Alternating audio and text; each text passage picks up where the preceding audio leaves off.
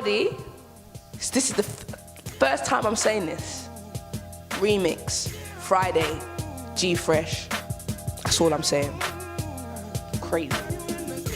My life's like London in the nighttime. Rough around the edges, but I love it when it shines bright. They don't want me flying high or climbing to the... Spare Parts 2 it's a snapshot or a trailer really for my album. It's 9 songs that didn't quite make the cut, but I stand by the fact that I've been saying Spare Parts 2 is better than a lot of music I've heard people trying to sell, and I wanted to make sure that people knew the levels. I think people parting with money these days is rare for music. I think there's so many other avenues to get music, to get people to actually part with a bit of money for an album. I think you need to earn that. I think people say, all right, if you want me to buy your album, prove it to me. Prove why I should buy your album.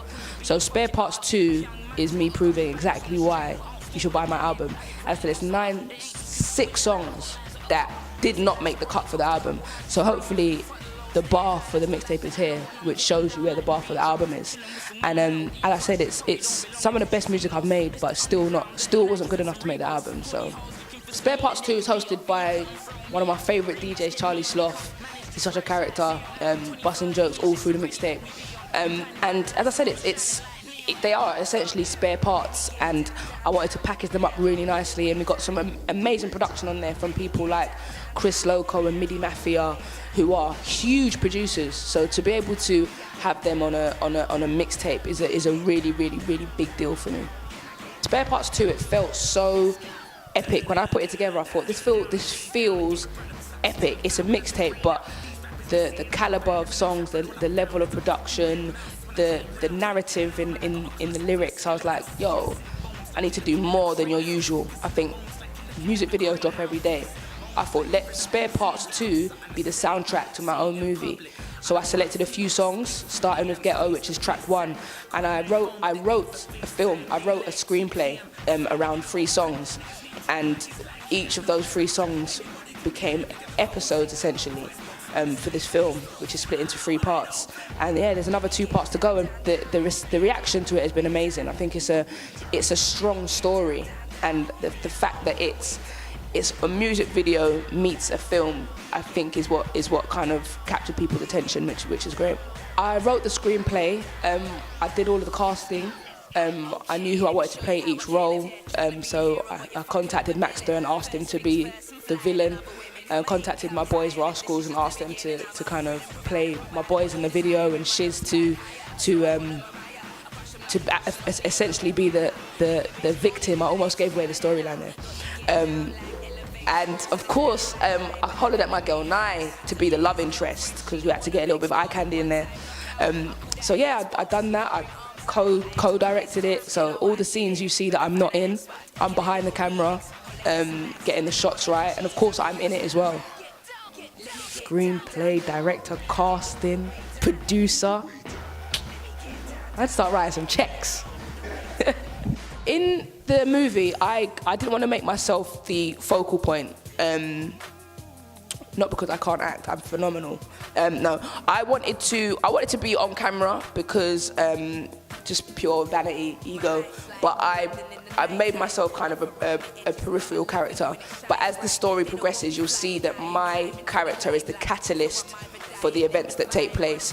So although the focus is, trying so hard not to give away the story, although the focus is the 2 guys who are essentially at war, my actions trigger the sequence of events.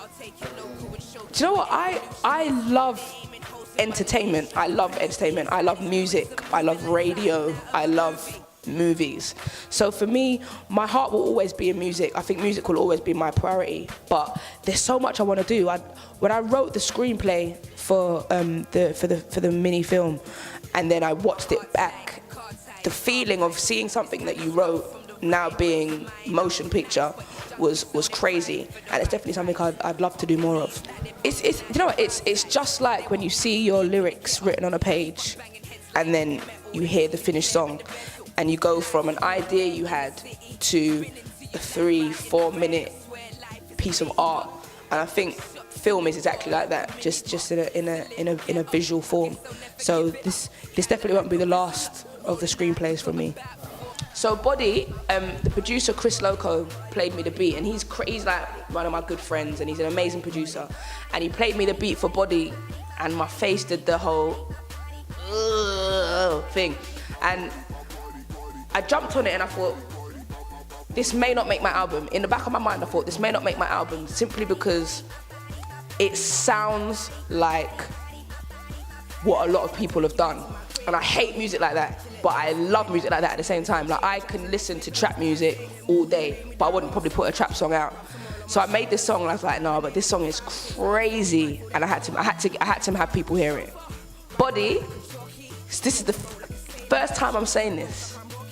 Remix, Friday, G Fresh. That's all I'm saying. Crazy. The album drops on the 28th of October, as does my single, Outlaw, both out on the same day. You can expect greatness upon greatness upon greatness.